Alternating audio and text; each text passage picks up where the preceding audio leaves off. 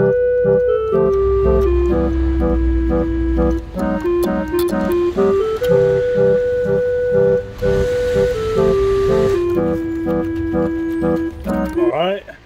today so far I have been waiting for the rain to stop so I can do some work. And since then I have given up waiting for the rain to stop and put the marquee up. What I am about to do today is replace the fuse box on this car called Rhiannon to see whether that solves its fan issue.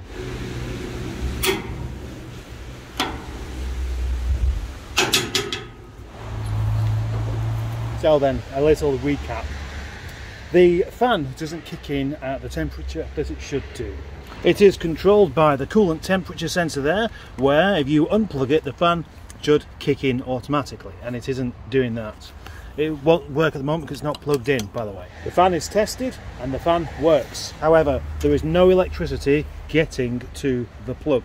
So that means that somewhere in this fuse box there could be something going wrong. And the particular relay is that one. Bridged it yesterday and nothing happened. So there's clearly something amiss along the way down there. So what I'm about to do is change the fuse box.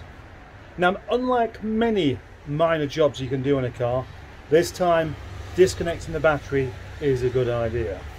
You can unplug that, you can unplug a coil pack, you can unplug this and that, and some other things as well, but this is directly wired to the battery. So I'm going to disconnect the battery as I would doing the alternator or the starter motor. Although I must admit I have made the mistake of not doing that a couple of times. Changing a starter motor is rather boring unless you leave the battery connected. Yeah, that makes it more exciting for sure. Anyway, ready for the song? Lefty loosey, ga-ding ding ding, lefty loosey, ga-ding ding. That's all I need. Battery disconnected. That's all you need to do. You don't need to do the positive as well, because the circuit is already broken. It cannot put any amount of energy through any of the components like that. So you don't need to undo the positive, and you don't need to take the battery off, and you don't need to take the battery off and store it somewhere else just in case, unless you perhaps you should do, because you might be really clumsy. Right. Removal of the fuse box is very easy indeed. You need to undo that, and you need to undo that, and you need to undo that, and you need to undo that, and you need to undo that, and then you need to undo that. What you need for this job is an 8mm socket, a 10mm socket, and a flat blade screwdriver. And if you ain't got those things, you're going to struggle. You also need a wrench and a tiny bit of common sense. Then when you've finished removing all these bits and undone everything, you can flip it over and stop talking in a fake Cockney accent. And now you need to undo that, and you need to undo that, and you need to undo that, and you need to undo that, and you need to undo that, and you need to undo that. So now we have a fuse box in the complete state of unfittedness. Time to check for faults. Down there you can see my feet, but also the replacement fuse box. In anticipation of this working, I am warming my legs up, ready for a good lap around the yard in the rain. Although my expectations are as positive as the battery terminal I disconnected to do this job.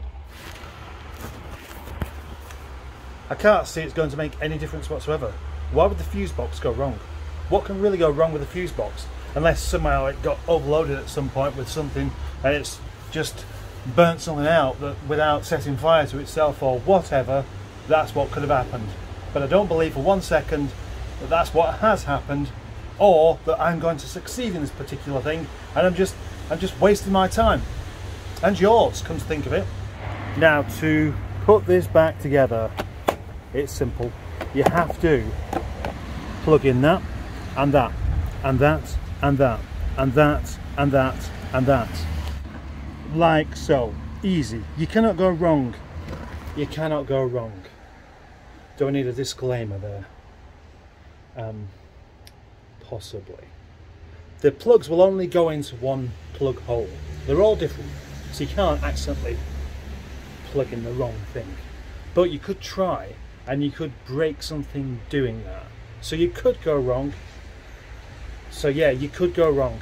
But what you need to do next is that and that and that and that. Ah, right, no, yes, that and that, that and, hang on, there's only 3 things. Oh, you need to plug that in as well.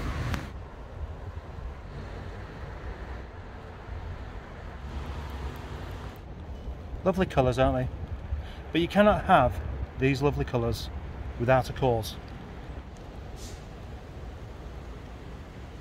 Well, I have come down to the other end of the yard because I thought I would take a moment to mention my sponsors, which I haven't got yet, and to say thank you to all of those lovely 3,010 subscribers for subscribing to my channel. I know I mentioned this in yesterday's video. I did get the feeling that some of you people thought I didn't play on it enough. So, thank you. Also, as it is now Wednesday, that means there's only a few days to go before Project Nigel Meet version 3 happens. And although we will be meeting up on the moors, we will be coming back here. So I'm going to have to do some cleaning up after the carpet fitters. Again. Because I don't want anybody trying to park up on this stuff.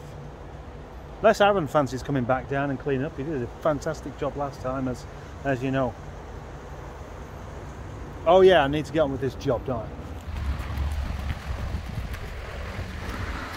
Rhiannon, please work this time. Will we hear the sound of the fan kicking in? No. I think it's about that time of day to have some lunch or check my email for spam. Spam's an interesting topic, isn't it? Spam, scams, all of these kind of things. Do you know what? I actually entertain them. I mean, I don't support them, but I do entertain them. And you should do too. Recently, I've been getting messages from a chap who I don't really believe is the same chap, because he's a friend of mine on Facebook, and suddenly started talking about agents and claiming things, and have I spoken to these agents, and all I've got to do is send this message and they'll send me some money through. It's a big windfall apparently. So rather than just going, oh, this is just a scam, sod off, I have been talking, essentially stringing him along. Instagram, yes, I had somebody following me on Instagram claiming that they wanted to meet up with me and all this kind of thing. The profile was a picture of a very, very nice looking young lady with some other pictures, and the promise of all sorts of things that men like young ladies to do. But there was a catch, and that catch was obviously she needed some money. And although her house from the pictures looked like it was 10, 20 times the cost of what I could possibly be anywhere near, she needed more money than I did. Rather than just suggesting that she went and spoon-fed herself a nice cocktail of cat poo and antifreeze, I just went along with it. I just kept on talking, I just kept on going. Weeks it went on for. I knew exactly what the thing was. She, he, it, or what have you, tried to prove their identity with a driving licence from Scotland. Scotland with 2 T's. But here was the point. I went along with it. I didn't pay any money up, obviously. I just went along with it. I just kept on talking, essentially to waste their time. And I think it's everybody's moral duty to do exactly the same thing. If you get scammers, talk to them. Waste their time, because all the time they're talking to you, they're not ripping somebody off. So I shall carry on doing this and post some more updates. Thank you. Right, so let's carry on with this, shall we? Yeah, I would like to carry on with it, but I'm kind of out of ideas for that, for the cooling fan anyway. And obviously I can't really do, well, I mean, I can take the inlet manifold off, I can take that off and take some bits off, but I've nothing to replace them with just yet. So it's probably time I moved on to something else, and that something else is din-dins. This is rather unexpected. One of the engine mounts on Rhiannon, I can't find the bolt for, which is strange because I've been really careful to put everything in a particular box. So I thought I'd come down to our just to see what this particular engine mount bolt looks like. Now look at that. Then look at this. Why is it different? It's the same engine, it's the same car, almost.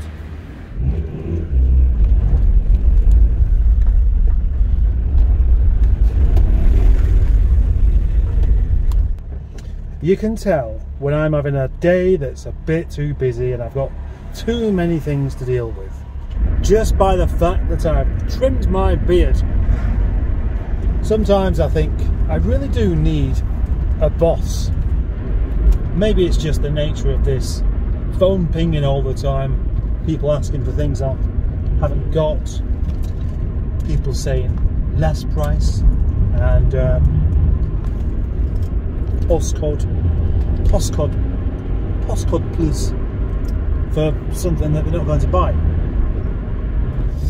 They're having to organise parts, some caps for the back of some headlamps. That took me a while to find, and then I've got to package them and do the old rather annoying courier thing, and you know, all this just takes up huge amounts of time. So why not trim my beard? Yeah, why not? That's the perfect opportunity, isn't it? You know, you've got plenty of other things to do, so why not give yourself something else to do? Autumn, when the leaves go, interesting colours, but here it's just yellow. Just yellow. Where are the reds? That's what I want to see. I want to see red leaves, red and yellow and orange and things, not just yellow. I like yellow, but I don't want it every day. People say that the Nissan Juke is an ugly car, and it's not pretty, but at least it's distinctive, and it's a well-proportioned ugly car. It all fits together. It's consistent in its ugliness, and that means that it's not that ugly after all. Come along. What is the point in being a white van man and then driving like you've only just passed your test? The one good thing about being a white van man is you can drive how you like. Oh, I've spent so long in the car then doing the school run that as I managed to charge my phone completely. Parcel shop nighttime misery.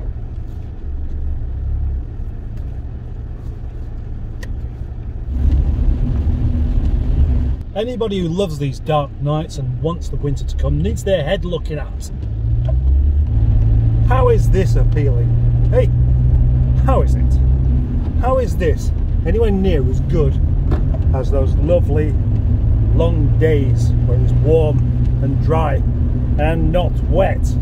There's a particular lady with copper coloured hair that likes this, that likes the onset of winter and the darkness and the damp. There must be something seriously amiss there.